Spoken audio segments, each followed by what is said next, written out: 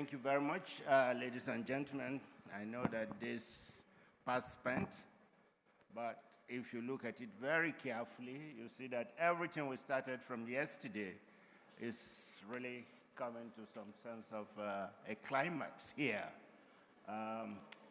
Reflect a little bit again on the theme of our conference, Reimaging Democracy, Development, and Data for the Next Decade. It all boils down to how the media will help shape these processes. Now, how will the media work? It's still also, everybody's come to some sense of awareness and agreement that the media is in a very difficult situation today. One term that's been generally used to explain this is the whole question of the sustainability of the media. Now, we are so lucky that we have, I think, one of the brightest, I would say, in the region, a 5-star cast to help us look at the whole question of sustainability. If the media cannot survive, forget everything that we have said since yesterday through the whole 12 panels that's made up this conference. So it's quite an honor for me first to call Mr. Adekunle, who is the Program Director, West and East Africa for the Media Development Investment Fund. Welcome, sir. For us at CGID, it's always a pleasure to have Deji back. And just for history, Deji is the very first staff of CGID. And he grew from being the program director to the director of innovations before he now moved to higher grounds. So welcome. Thank you so very much. I'd like to also introduce my very, very good friend and brother. He will be joining us online from Ghana, George Sapong. George is the Executive Secretary of the National Media Commission in Ghana, the main media regulators in the country, by far one of the most experienced in the whole regulation space of the media in Africa today. Is George online in any way that we can know? Okay. Yes, I'm online. Okay, thank you very much. I'd like to invite Hewitt Haile Selassie. She is Editor-in-Chief, Bud Story Agency.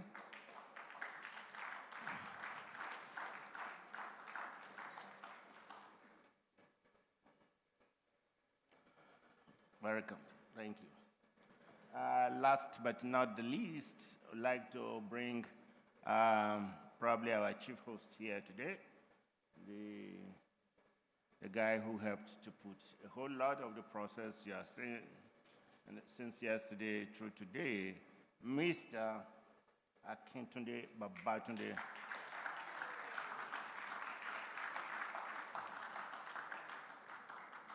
For context, is the Executive Director of Center for Journalism, Innovation, and Development. So, just so that we also create enough time for the audience to join and interface very well, our guide here has got a whole lot of questions. I'll be bunching a whole 2-3 questions for you guys so that you can roll into them. Deji, no one understands this better than you, and I want you to just take time. Now you started your work in West Africa, now you have a remit which is larger, and you're covering East Africa. Capture for us, what are those trends that you are seeing from your work around the whole question of sustainability, but also add very quickly which financing models you will say has actually made sense the most. Good evening, everyone. That's a strong and very, very unique question in a sense, because first of all, there is no, I wish I was a genie that could just bring one magical solution and all of us can run our media organizations in a very profitable and perfect way, but it's not that straightforward. But starting from trends across board, the most glaring of it is the fact that our problems aren't that unique. Everyone's dealing with the same issues. Everyone across the continent, not just even in East and West Africa, in South Africa, South America, even in Europe and in the Americas. It's the existential threat to media and the change in all our models is a global phenomenon. And it's, of course, affected by technology, is affected by the changing times, and also by the new audiences that we have. So I would say the models that work are models that are put together with a very, very strong strategic outlook. And if there's one thing or one of the main things I want to emphasize today, is that a successful media enterprise doesn't happen by luck. There is a lot of work that you have to put into it. And there are many models, there are a lot of things we need to work on. And a lot of the models, even models as popular and old as advertising, still exist, still is a driver. However, I don't think there's a single model that is enough in our climb to drive a newsroom. So what I've seen across board is a mix. Everyone is looking for the mix, but there isn't one concatenation or one formula that works. You need to find out the formula that works for your organization, for your content, for your distribution network, and for your audience. Another thing I would like us to think about is, one, audiences are changing, and we have to accept that. We have to answer the question of who are we creating for? We have to accept the truth that the media that we all grew up consuming is not the same media that we have now. The newspaper business is not the same thing. A newspaper is not the same as a website. There are two different products, two different distribution patterns. I mean, many of us, our websites could be one page in a newspaper of old. So there's a lot that has changed. We have to be conscious about that. And we have to face the real questions. If I can't put together all the content that the newspaper put together to become a national daily, how then do I monetize this little niche that I'm creating? And everything has to be strategically built around that. So, of course, people are experimenting around reader revenue. People are experimenting around advertisement is even not as simple as you think. I mean, there's sponsored content, there's brand sponsorships. Depending on how you're putting out your content, your advertising needs to be linked to your distribution strategy. So there isn't one way to do these things. You just have to make sure that you have a plan from the start. There's no, I'll build it and then money will come later. You'll be in debt and money will not come. So please, plan for the money while you're planning for your audience and planning for your impact as well. Because you can't do anything if you don't have the funds to push it through. I think we can start there. I think you should just walk. Oh, sorry. Okay. I think you should walk very quickly and look. You're serving about 20 markets today, and where are you seeing the best promise? Which models are offering you the best promise? So one, different markets have different situations. For example, the purchasing power in your market matters, the internet penetration matters, the technological adoption and culture matters. We have a client in Denmark who is doing so well, and they're doing it by producing an app, not a website, an app. And it's so successful because downloading apps is normal to them. And that's why I say it goes back to who you are serving. In Nigeria, everyone is looking at WhatsApp, we are sharing things. If you are going to build a distribution network for your content, you have to look at the people that you are serving. Newspapers are still selling today because the generation that consumed newspapers or that see it as relevant still exists. They haven't died. Yes, and they are in positions of power, positions of wealth, and so they can pay for advertising. The politicians of today still value their faces in the front page of a newspaper. The millennial or the Gen Z politician might not think that way later. So it's about who you are serving and how you can package it. So that is one thing. So in terms of just general models that are popular, depending on your niche, people do subscriptions if you are not trying to reach the biggest audience, because that's the limitation for that. Memberships are great, but you must have a strong reputation to pull it off. You must already have a reputation. You don't just start out with a membership.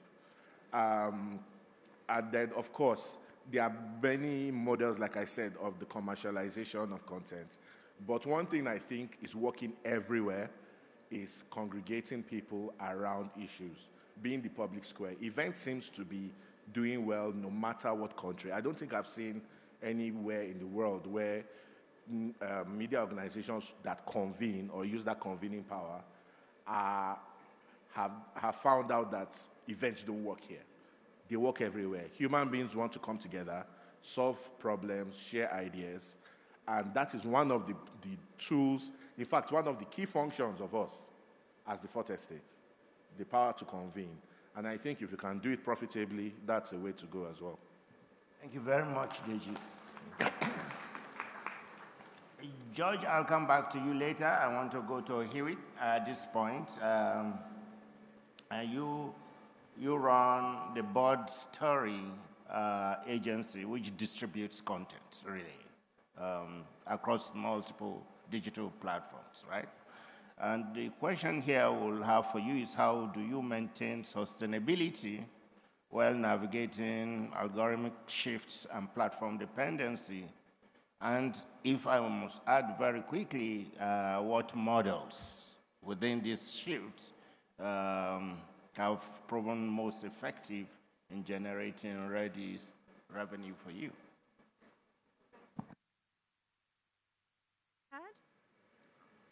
Okay. Before I jump into how we remain sustainable, I'd just like to tell everyone what Bird Story Agency does. We're a project of Africa No Filter, and we exist to shift the narrative on Africa, because Africa loses a tremendous amount of foreign direct investment because of unfair and false perceptions about the continent. So move it a bit away. Is that better? Is that better? Okay. It's feedback. Yeah. So we exist to tell the positive stories about Africa, the inspirational stories about Africa, the arts, the culture, all of the stuff that's going alongside the hard news. We don't do hard news because that's not our remit, so we're very niche. And as to your point about sustainability, I couldn't say that we're sustainable yet. We've existed only since 2021. We're still in our sort of inception phase. We are currently funded by philanthropy, which gives us a little bit of space to try what works, to see what can work.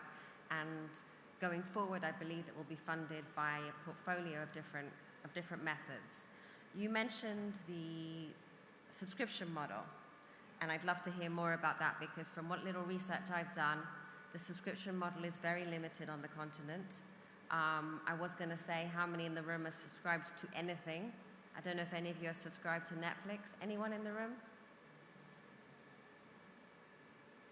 I mean, yeah, so across the continent, I think there's something like 60 million subscribed. That's Is it too far? Is that better? Okay.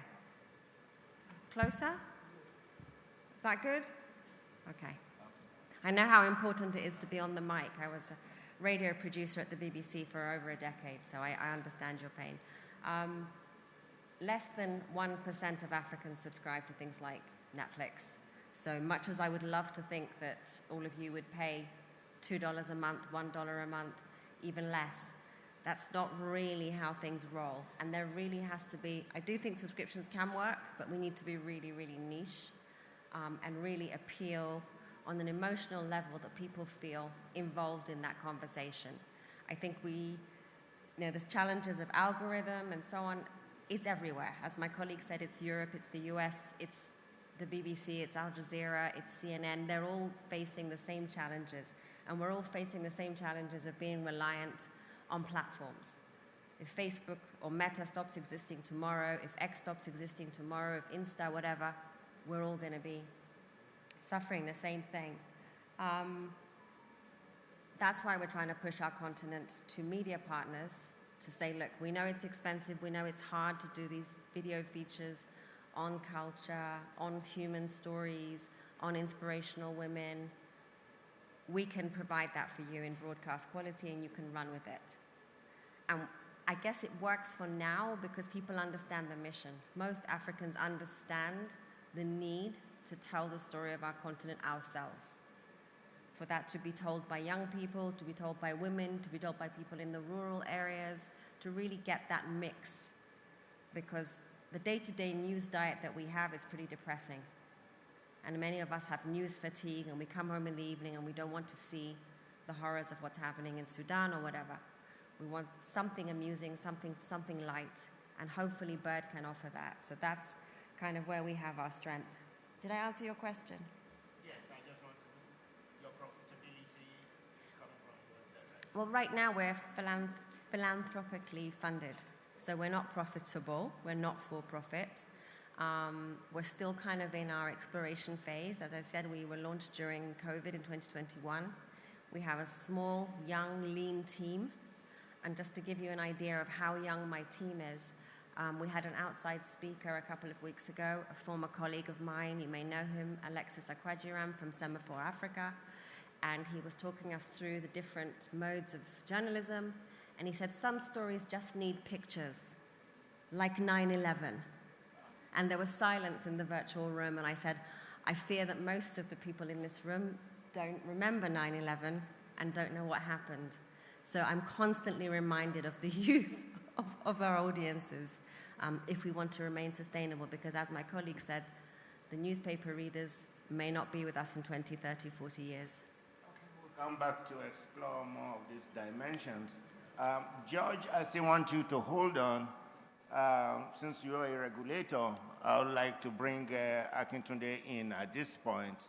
One interesting thing that we found out in CGID's programming is your now recent launch of an initiative, to promote local media.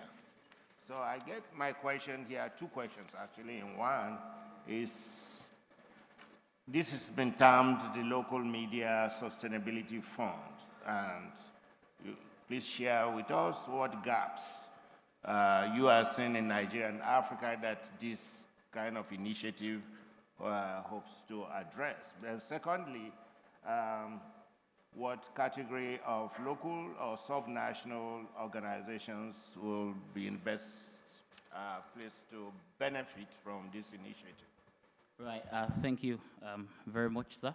And I think for us at the CGID, we have done a lot of experimentation and a lot of research. A quick example, when the school children were abducted recently, if you did an analysis of the news reportage of that incident, you can barely find a Kebbi state-based newspaper that reported it. The same in Niger State. And if you look at a lot of other communities outside Nigeria, if something happened in a community, sometimes 15 hours later is when newspapers in the capital city get to deploy their correspondents. A lot of time,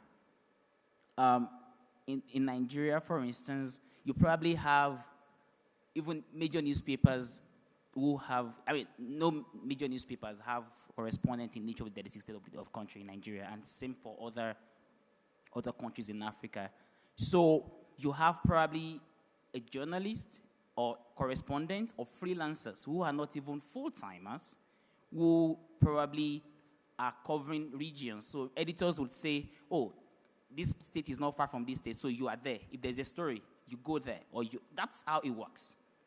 And we cannot realistically get real life events and realities from communities without structure. It is impossible. And when abductions happen overnight, and the national correspondent of a major newspaper would have to book the next available flight or take the night bus to go there, then the real substance and evidence that you need to really track the problems are already expired by the time you are there, because there is no locally trained journalist who can do that story. So you are relying on the third witness or the fifth witness or the seventh witness that has adulterated the content, and then you lose the real intelligence. That's one challenge. And it's not just Nigeria, it's in Ghana. When recently there was a national tragedy in Ghana where ministers died, it was not on major newspapers until, it was actually first on social media, and so those are realities that we have seen, and we said, so we started talking to editors, and some newspaper editors told us and said there were instances where the moment state governors know who is their local reporter, then if there is any bad story about such political office holder, then they are so easily their correspondents in those local communities become prime targets. So they always say it's also safe for them to just have someone not really resident in those communities. Then beyond that, it's not financially sustainable. So at the CJID, so I'm speaking to the evidence that led us to this decision. We then thought that when we talk about media sustainability, that you spoke about the dynamics with audience, the changing, what we always talk about is we need more money. And while that is very true, it is sometimes not even what we need the most.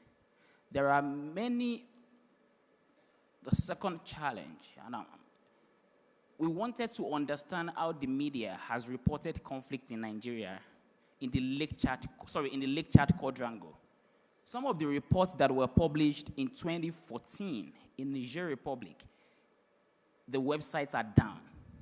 So we can't retrieve the content. So it means that some newsrooms just need, little funding to just keep the website on for as long as possible. So the Local Media Sustainability Fund will then, as what we have created at the CGID, work with local media who are doing ethical and professional journalism in communities, and work with them to first understand them.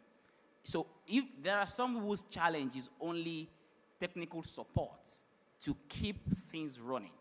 So we would not be saying, oh, you have this funding. No, we want to understand your real challenge. And then CGID attach such organization. We do a scoping. If what you need is technical support, then we link you to the institutions that provide that. And CGID takes care of that. If your reporters run into trouble because they are reporting, so then we would also ensure that there are legal support that makes that possible for you. And then we would also experiment with a few local organizations, media organizations in each communities, to be able to see how, over a period of time, sustained support. If you need to pay salaries, we are happy to support that, but we also need to consistently be sure that the journalists also, it's visible in their lives that they, if you're committing to this, then the salary is actually going to them, not.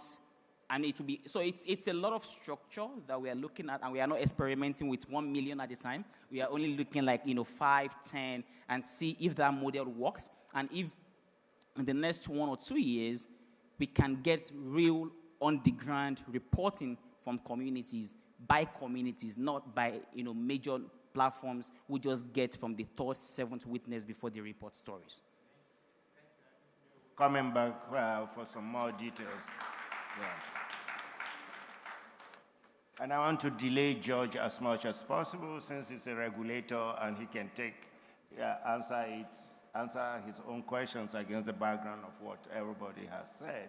So Hewitt, I'm coming back to you again, and would like to know what editorial adjustments or workflow innovations have been necessary for what we will then call high quality content. And if you can just add that to the fact, how do you see audience trends shaping the future of digital storytelling? Okay, so when you come to editorial adjustments, I think for me, the story has to be... Can I be heard? Yeah. Oh, okay, it wasn't on. Okay, so when we come to editorial adjustments, we are now pivoting from a primarily text base to video. And a lot of that is digital video and social first video. And for that to fly, the story has to be character-led, it has to be understandable, it has to be simple. So I'm often telling my writers, bless them, that whatever they've written is very boring and I don't want to read it. I want it to be gripping. I came up from a radio background, and radio, you're very aware that someone is not sitting down by appointment to listen to you. They're doing something else, and it's in the background. So the story needs to be clear, the numbers need to be not many, and ideally it should be told through the lens of one human being. Okay, the government had brought this initiative, or the World Food Programme, or whoever. I don't care. I want to know how it changed Halima's life, before and after, and tell it me in a minute and a half, and I want to hear from her, not from the person who drafted the 67-page report or whatever. It needs to sing, it needs to be interesting, it needs to be something that you would look at and then you would tell your friend, tell your grandmother, and you wouldn't struggle for the language to do that. So it needs to have good pictures, it needs to be compelling, and it needs to be something that is a story for anyone. Just because we serve an African audience does not mean that someone in Bangladesh or in Brazil is also not interested in the same things as us. They are. So it just needs to be a really compelling story. And it needs to be uplifting, because Bird's mission is uplifting and something fresh and something different. So it doesn't mean we shy away also from what's happening, okay? Most of the team are based in East Africa. You cannot overlook what is happening in Sudan, for example. But we don't need to be telling the story of that. We were able to get into that story by telling the story of people who've moved from Sudan to Nairobi, Kenya, and are thriving. And what does that tell us? That first of all, that they found community in a nearby country. Because in the West, they always say, all the Africans are trying to come to Europe and take all our jobs, etc. Actually, the vast majority of migrants within Africa remain within Africa. They may go to a neighboring country. And they're welcomed, and they thrive, and they're making films and producing music and all of those things. So we're not negating what's happening and that the war is terrible and people are suffering. But people are also surviving and thriving, and we want to tell that duplicity and that breadth of stories. And that's how we change the narrative about Africa. Thank you. Thank you very much. Deji, I'm back to you, and you've made quite a lot of grants, particularly in West Africa. And I think the question now is whether you've come to a conviction that external funding can constrain or effectively support sustainability without influencing editorial independence. But couple this again with, from your own dashboard at this point, how NDIF, what are those most notable examples of your success story? Okay. Talking about whether or not funding affects independence and how, I think the best way to respond to that first is to explain what we do at MDIF. MDIF is the Media Development Investment Fund, and we are a conventional funder. So we are not particularly a grant funder most times. What we do, the core of our business is to invest in media, public interest, independent media organizations.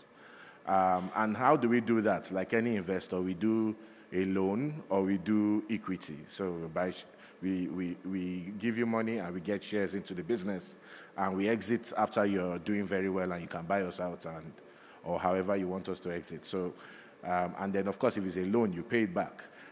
Just that we do this in a very favorable way. So we'll definitely give you a better terms than any other commercial bank or entity. And then in terms of our investments don't just come, our investments stand on two pillars. So the fund is just one side. The second side is the technical support and advisory. So anybody who becomes a client who we invest in is with us and continues to get technical support. And we're able to do that because we've been doing this for 30 years, and we have examples, and we have clients across the world, and so we can share lessons across board, learn from each other, and we can also research, extract lessons for you, as well as having a dedicated department called Media Advisory Services that deals with solving your problems when you are in a fix. So we are favorable capital. We are also very patient capital, because we understand there are many organizations like ours, because not everybody is willing to do the hard work of supporting media organizations. It's not the same as a VC's remit to give money to a tech company and then it to 10x and it's on the stock exchange and you walk away with 10 billion naira and all that. It's a different work. It's about the impact. It's about ensuring that organizations work. And so we would not even work with any organization if they weren't independent in the first place, and if they were not doing public interest work. And so what we do really is we help them to fix their back-end problems, the things that most other grant makers don't bother about. Most people work on the craft, so they'll give you money to do better climate reporting, better human-centered stories. What we do is, are you running your HR well? Are your reporters all right? Are you paying your salaries? Have you fixed your distribution? Do you have a real strategy? Or is the company falling apart at the seams? So we get to see you know what they say, the restaurant is very nice, the kitchen is very messy. We are in the kitchen, and that's what we see. And we've noticed that one of the big things in terms of fixing your sustainability and retaining your independence is that it's not a trade-off most times. It's not really a trade-off. Sometimes it's about the willingness to even try, based on the history that we've had in our countries of oppression and how hard it's been to do media business. So sometimes we don't even want to bother trying. We just want to get a grant. Secondly is, we have to answer this question to ourselves. Is the media a business or not? It is. It is. Should it get grants? Yes. Because it's social impact. It's a social leaning business. We are not here because this is the fastest way for us to become Elon Musk. We are here because we want the world to be better. However, whatever we want to do has to be sustainable. And we also have value. So that's another thing. We need to realize that no matter what your niche, no matter the kind of stories you are telling, what you are doing is valuable. And that's another conviction that not everybody has. People think the kind of storytelling I'm doing is not that valuable. No. People want to hear you. People want to be part of your community. People want to be part of your process. However, you must be strategic in the way you engage. And that's why I asked earlier, who are you building for? You get, how are you distributing your content? And are you setting it up in a way that you can use your entire enterprise to provide value? And that's what you get paid for the value you provide. Okay, Deji, can you just add in 1 second one or two best the examples? So I think the most popular, I mean, we can look at clients around. When we were in Nigeria, we had organizations like the Republic working with us who I experienced, and just to go to your point about subscriptions, you can't run a subscription as the only part of your model. No. Right? You can't put a paywall in front of your content if people are not dying to consume the content. And the best way to put it is, if I don't have access to your content, maybe you're writing about my sector where I work, will I lose my job? That's the kind of question. Will I lose my job? Will I be able to eat? Will I live well? Otherwise, there's no reason for me to pay. So people mix it. So they mix and match. Then a last obvious example that we have as a client is Daily Maverick. Yeah. They do incredible investigative work, incredible public interest work. They've run amazing events, digital, physical. They've run an amazing membership example. They have probably the best newsletters in the world, globally. They won it like 3 times in a row, best newsletter in the world. And they're here in Africa, right?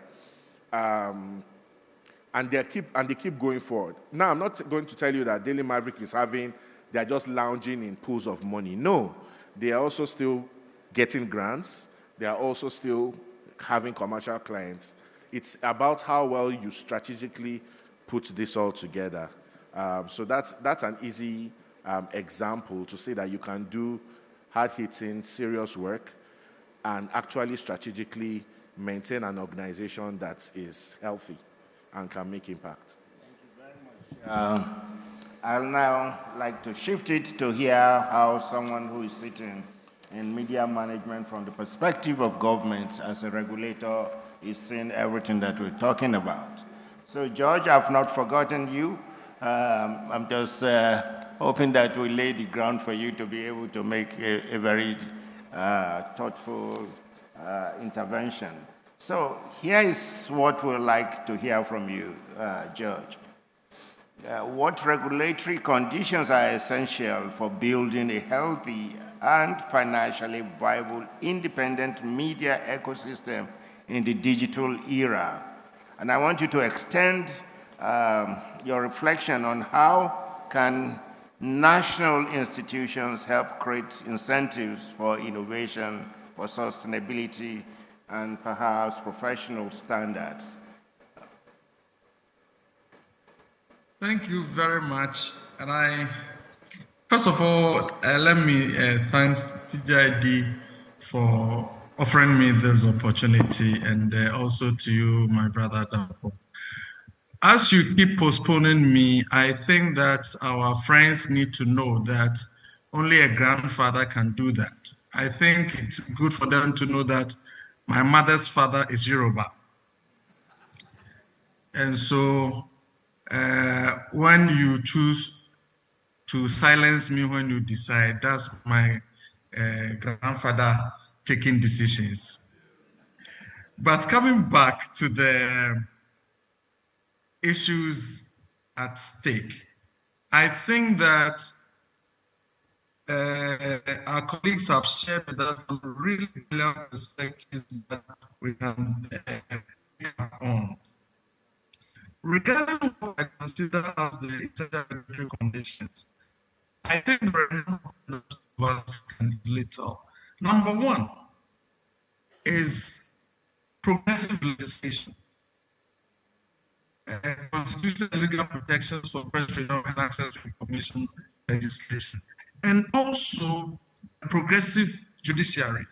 That's in my view, the first most important condition. The second is independent and accountable regulators. As you joked, what regulators permit us to do or do not permit us to do, or the constraints they put on our work, has major impact on sustainability. Sometimes it seems to me that regulators forget that as regulators, we exist because there is independent media that we need to support. It's important that regulators understand that philosophy, that our only reason for our existence is simply because there's independent media that we need to support by providing clear standards, providing monitoring mechanisms, and providing enforcement mechanisms that secure quality journalism. The next thing I think we need to deal with is that we need to create mechanisms for rapid response to harmful content using due process. In most of our countries, one of the key things that government and the public institutions have used against media survival have been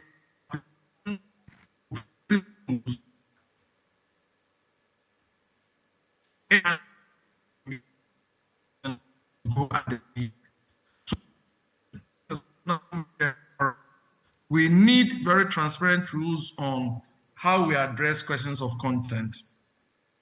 And related to the other question that you raised about what can public or national institutions do to create incentives for innovation and sustainability. I think the first major thing for me is tax incentives. We cannot tax media institutions the way we tax, with the same philosophy we tax oil companies. And it's very important that we recognize that. Ade just made this very important point that bears stressing. When we meet journalists talking about sustainability of journalism, it is not people pursuing wealth to become millionaires. They want to survive only because they believe strongly in the public goodness of journalism. And so the state needs to balance what it understands as the media's contribution to society, not only in terms of the money they pay as taxation, but that they provide a higher public good than the little money that we can squeeze from them. If the state saves a little money in terms of taxation, the state is not likely to lose because the media industry is usually a very small industry. But that little on us in the media can also cripple sustainability initiatives. So I think it is something that the state needs to, public institutions need to look at. And then capacity building and innovation labs. We've had some very interesting interventions that our colleagues are putting together. It appears to me that some of these issues could benefit from state support. Sorry to use, say, premium terms, for example. The work that is done there is far bigger than most anti-corruption agencies, public anti-corruption agencies can help us to do. Therefore, if we all understood that we could construct transparent rules that enable us to fund independent investigative journalism as part of the state's own anti-corruption drive, it appears to me that would be again supporting sustainability of the media. In the digital era, one of the key things that drive us is affordable broadband access, reliable electricity in underserved areas. And this public infrastructure support can best be done by the state. And lastly, I would recommend that we need very transparent advertising processes that enable investment in all media across board. In almost all our countries, the biggest businessman or businesswoman is government. If government advertising is done in the politically discretionary way that it is done now across our countries, we are only going to use advertising to sustain media. A transparent process that enables all kinds of media to benefit from fair processes, in my view, would be very helpful. So I think I will stop here for now and provide opportunity for question time. Thank you very much. Thank you very much. I think that you really have to lay the way, but I'll still coming back to you, George, at this point. And the point you raised about tax incentives leads me to the very next question I want you to deal with very immediately. And this is what kinds of steps can government take to engage with global technology platforms in ways that protect both media viability and democratic interests, as indeed we are seeing all over the world. The latest being what's happening in South Africa, but which has started in Australia and went through to Canada, and how to engage with, how global platforms are sucking revenue away from local media. So, question. I think that the first step is for a certain kind of regional or even continental collaboration of government on this. It appears to me that big tech has become so powerful now that they can choose to ignore our individual nations. A collaborative approach, in my view, is what would work. Let me give you a quick historical. In 2016, the National Media Commission in Ghana took a very bold but almost quixotic step that we were going to place obligations on, at the time, had not emerged as big as we find them now to be labeled as big tech. But we decided that everybody within the team of communications needed to bear their fair share of responsibility in terms of sustaining the industry and also promoting positive content. So we passed a law called the Content Standards in Electronic Communications, which was going to require big tech also to, as it were, play fair in the market.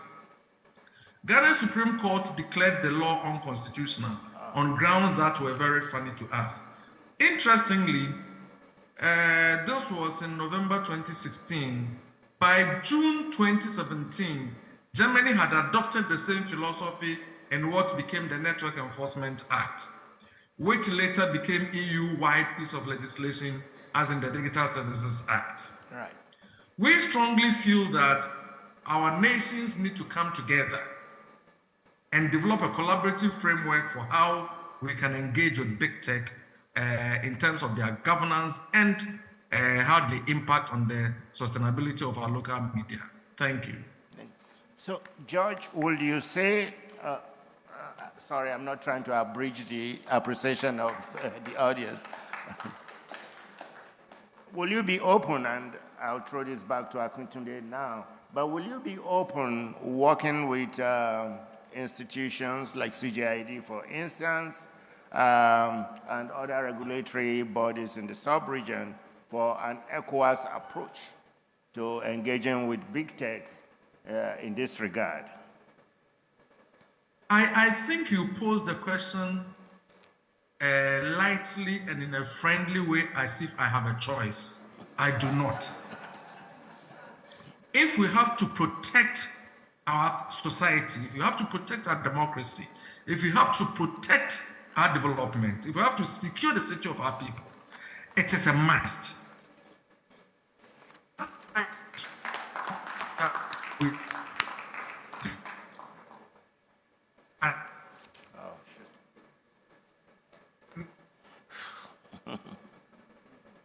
Good. Okay. And therefore, we cannot situate regulation within government and exclude civil society and the industry. We need to be very open-minded and be very, very collaborative, also because civil society today in Africa is where our biggest sounding board is. So yes, I do not think that regulators have a choice. I honestly believe that it's a moral and a professional obligation that we do that. Okay, thank you, Judge. I'll come back to you for closing questions, but at this point, let me run to Akintunde, and I'll just pass the mic down this way. So Akintunde, how do you see this local sustainability fund that you're talking about? How is that going to help rebuild trust and the strength of democracies in the region? Well, you are starting it in Nigeria, right? Yes. Right, thank you. I think in a lot of ways, we are starting in Nigeria for the first 6 months. And one of the ways that we are looking at, we are currently looking at conflict hotspots. In communities where we have conflict, currently we are doing the mapping. And we want to see, we don't want, as much as we want the national newspapers to report on what is happening, we honestly, genuinely want people who are affected by conflict, born in there, those who know what it is, to be the reporters. So we are, starting from there. Journalists who are already existing in those communities, we want to quickly do a skill audit. What are you currently doing? A lot of them are freelancers, a lot of them work for platforms, but they don't have the right structure. We've seen instances where a journalist reports, do a recording, a freelance journalist do a recording of a conflict situation in their community, they post online, and international platforms speak on them. So we wanted to see, how do we get those freelancers to get the right skills and have established institutional mentors. So you're a small news organization in Benue, for instance. How do you have a mentor in the premium times? So that you are reporting, then Premium Times then supports, even if the Premium Times is republishing you're getting the credit. And by the time you have that mentorship process over 1 year, we want to believe that you become the trusted source of news in that. And when you have stories, because we have to be realistic, when you have stories that are going to put you in trouble, you don't have to put your face to it. You can put a Premium Times face that is already notorious for bad kind of, because that institution then insulates you from the challenge.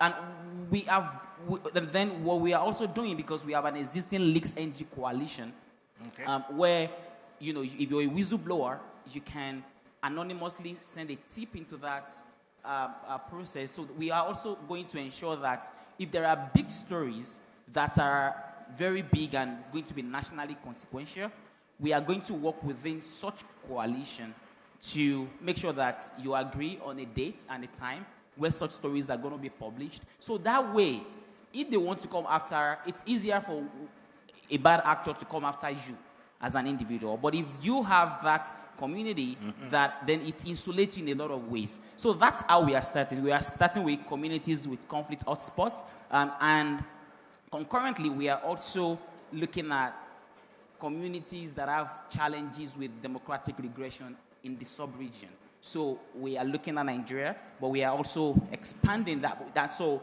by March, by December, January, the call for application for the Nigerian component will be out. But by before the end of Q1, we would have the component for the Sahel and the West African sub-region. And actually, I really think that one great thing, I don't think many Nigerians even realize that by, say, next year, where local governments will now have access to just humongous funding, not to have structures of accountability in these areas will be. So I see that again as one of the very important needs for local voices. Yeah. I think I'll let you just finish up your own point here and say that in the next 5 years, when you run this program, What impact are you hoping to see? Just do that in one second. Right. So this experiment we are running is not the first time CGID is running an experiment. It's interesting. The GZ was the campus journalism father. The campus model really worked. You go to universities, you find students who are already campus reporters or who are studying mass communication. We train them. They have access to a publishing platform before they graduate. They have a portfolio. And then by the time they are done, they are already established journalists. And the same model. We have a lot of them in major newspapers, in the BBC, the AFP, and other platforms around the world. We want to have a premium time standard platform in Kano State, like structured. Whatever is up. I mean, when we say the New York Times exists as a New York City newspaper, right? So can we have a Kebbi State newspaper that is able to write critical reporting, evidence-led, people-centered from Kebbi State, from Niger State, not national, local stories, not stories about governors hosting events, no. Stories about communities that are thriving, stories about community issues so that when we know that something is brewing in a local community, we already know from that platform and we already deal with them before it becomes national emergency. So during election, there is no reason why a national newspaper should be sending reporters to court when you can have a vibrant local newspaper in Kaduna State, in Niger State, in Kano State, in Akwa Ibom, in Edo State, where you just have a partnership with them because you trust, because there will have been a mentorship process where the editors, so you're already mirroring what a national platform is doing. And questions that will come is that there's competition. You know what? If your work is good and you're working and writing stories for communities, by communities, you will thrive. I have my own sensors already there, not to censor you. Huey, will you like to just take a crystal gaze at what one thing you'd like to add that will see first Bud story and perhaps the ecosystem platforms around you make a sustainability build? Okay, thank you. I don't think it's on. Is it on? Okay, awesome. Yeah, thank you. I think I'd like to build on what you said. There is no reason why a local newspaper or a local outlet somewhere on the continent couldn't be as well read and as well subscribed to as the New York Times. And that comes about by investing in the next generation, in mentoring them, in creating safety, which is something that mentoring the next generation is something that I've been doing for more than a decade.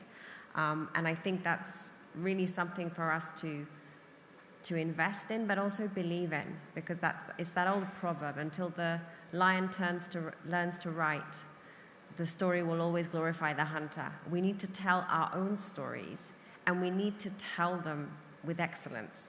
Because if we do a good job, then the story will stand by itself. It's something that the BBC discovered about a decade ago when they started using local reporters to tell stories. They found that if you train them well, there's no reason why the reporter in Mogadishu can't do a story that's good enough to run all over the world. And guess what? They know what's happening in Mogadishu way better than the person that just flew in, got there at 5 a.m. this morning, and then took the notes from the local reporter. So let's believe in excellence and embrace the changes that are happening. The digital changes are just going to get more and more, and we have to move with the times and innovate and own our own journalism. Thank you. Deji, I'm going to end with you, but let me ask George very quickly. Sitting where you are in Accra, and as a very experienced regulator, are there things that, as you look at your peers in Nigeria, in the sub-region, what's one example would you want to share of things that are working in Ghana, but that you see not working in these other countries? I think what has, and I think that the for media and the independence of the media regulatory that leads me to my final message to perhaps all of us and especially to regulators. My position is that Africa's development cannot outpace the strength of its media. A sustainable media sector, as far as I'm concerned, is not a luxury. It is the oxygen of accountability, participation, and innovation.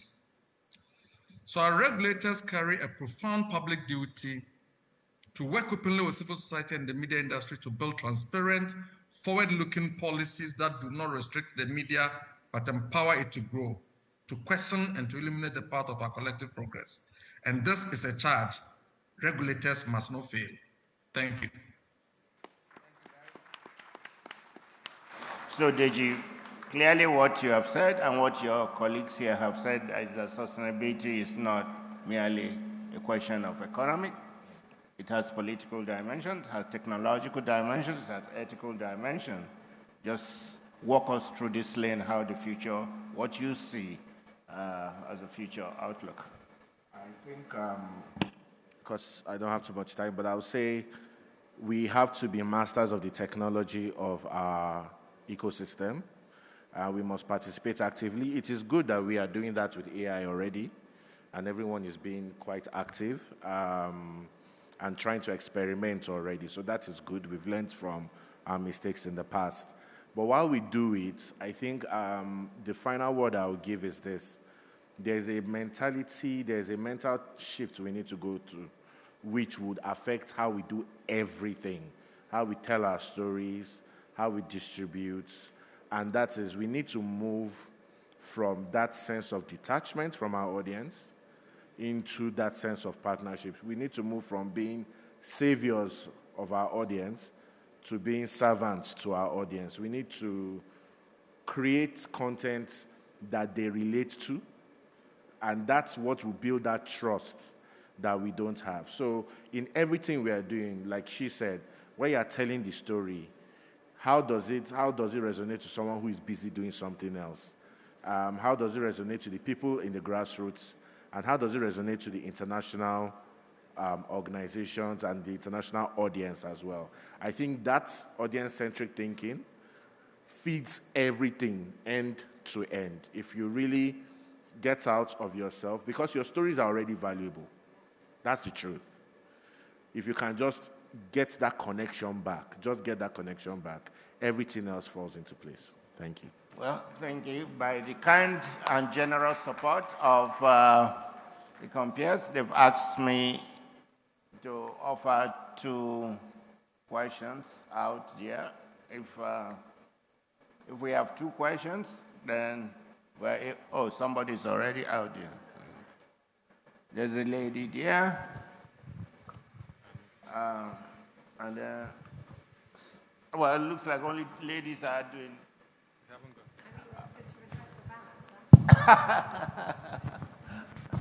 Okay, well. Good evening, everyone. My name is Nurat Yusuf. I'm a lecturer with the Department of Broadcast and Film, University of Abuja. Thank you very much for this session. My question is 2. I direct one to Mr. Akitude and to Mr. Deji. So, Mr. Deji, you spoke a lot about a lot of things which kind of opened my mind: strategic engagement, collaborative approach, accountability, innovation. So my question is just that you were working with CGID and then before you moved to establish your own. Is there anything about, and somebody mentioned about mentorship. Yeah, I want practicability of how you were able to switch, stand on your own, being independent and striving. 1. The second question is to Mr. Akitunde. I listened to one of your journalists in Premium Times, and he spoke importantly about it is not reporting the issues now, the story now, the burning stories. It is about to see how the safety of that story, what does it do at the long run to the community. So with this program that you're coming up with, which kind of mentorship? So if person reports burning issues on the field, and then you bring it and they take it back to maybe Premium Times as an example, then you get to see the safety of that story, isn't it?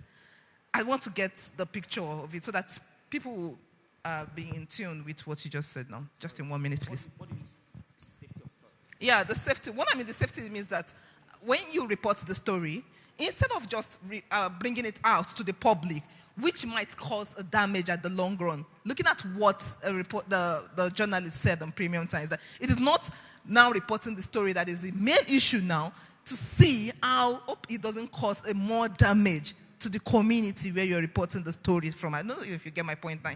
So, yeah.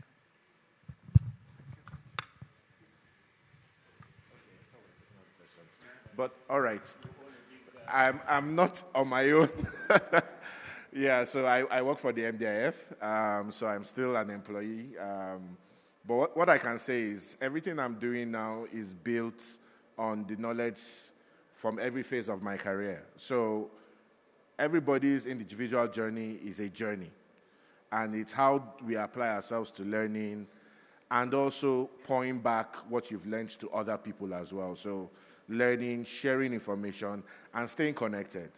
You should be able to, no matter what happens, stay connected, collaborate, and solve problems. Your departure from anywhere or any system should not be a vacuum. It should just be an opportunity for broadening the interventions in that system. So that's what I would say. And really, it's about taking the lessons and thinking bigger than your current remit. Just think bigger, yeah. Right. When we were growing up, when we were growing up, a lot of us still remember the popular radio show that tells stories in the evening. We are still very much attached to those experiences. We all live in, most of us don't live where we were born anymore. We are in cities. If you see a story from where you were born, your local government today, would you click the story to read what's happening there? But when last did you see a story from your community? Anybody? In the last 2 months, have you seen a story from your local government? 2 months. Anybody? Just one person. In the last 1 year, have you seen a story about that young girl that passed the entire WAEC exam from your community? Have you seen? Then that means most people here don't know the councillor of their ward where they were born. Most people here don't know their local government chairman, but everybody knows the president. Everybody knows the governor or the senators. So, what stories are we trying to protect from escalating problems in society? I do feel very strongly. I've attended, I'm sorry to bring this example, I've attended an event where a news organization in the US was saying that they are hosting a community fundraiser. Then I saw people 80, 90, 70 years of age saying that this newspaper is our community, it is our legacy. And I do think that even some of us don't have that experience with the newspaper, we have that with the radio station. Because that's the experience but right now, we don't have that experience anymore. So what we are trying to say is that each state, for CGID, should have at least a very strong, and when we say very strong, independent public interest news organization. Whether that is newspaper, whether that is radio, that will be strong. And the same way you trust a story published on Premium Times. So when you see such story, you know it's not planted by anyone. It is done by communities so that we can actually have stronger journalists, not just in Abuja, not just in Lagos, but in Kaduna. Okay. So that's the plan. And we are not saying they would abdicate their publishing to major platforms. It will be collaborative. Thank you. Thank you very much. My name is Karen from Bullet TV in Ghana. So my question is about blogging. So back in Ghana, the work of bloggers sometimes creates a lot of problems. And I would like to direct this question to George Sapong. You know, now people depend on bloggers for their news, but then there is no sensitization of the work they do. I want to find out if there are any plans to also guide them, like what CJID is doing, to link freelancers to some media houses, if the NMC has plans to do something like that so that they can at least check the kind of content that they also generate, because your news even fly before the ones from the regular media houses. Thank you.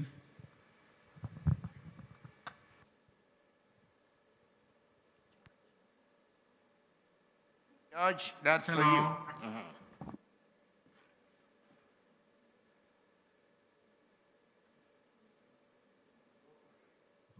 Hello? Hear you. Okay. Thank you very much for the brilliant question. I think that certainly it is something that we would like to do, but I honestly feel this will best be done by civil society. If we had the resources, I would want to partner with civil society to get this thing done. And this is why.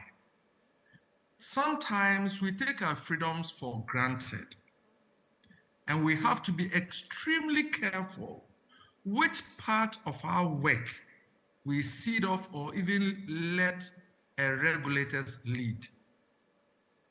Regulators perform 4 key functions: setting standards for the industry, monitoring the standards, enforcing the standards, and then finally industry facilitation.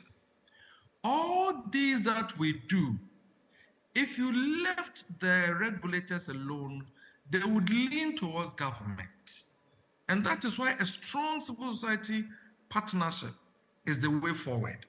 So whilst I completely agree with you on the need to offer any kind of capacity building to everybody who is participating in the public sphere, I would say if there are resources for this to be done, I would want them in the hands of civil society, with the regulators supporting. Thank you. Thank you very much. I think at this point, I think the simple summary here is that media, as George said, is the oxygen of democracy. It's also the oxygen of development.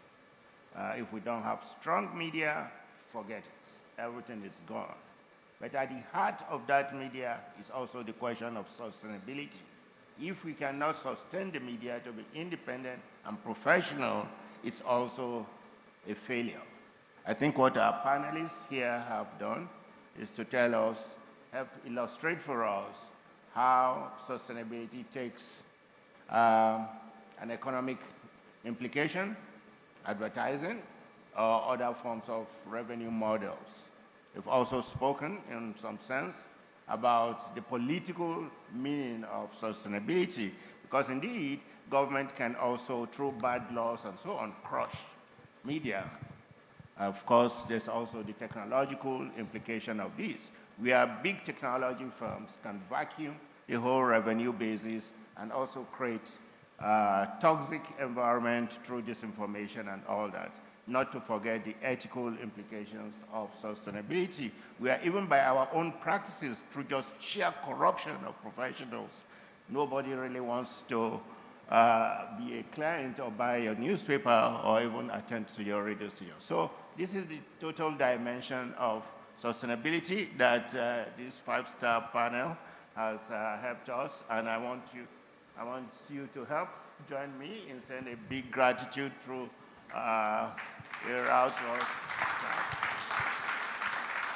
Thank you very much, and I must hand over to the censors at this point. All right, can we put our hands together one more time for this very distinguished panel?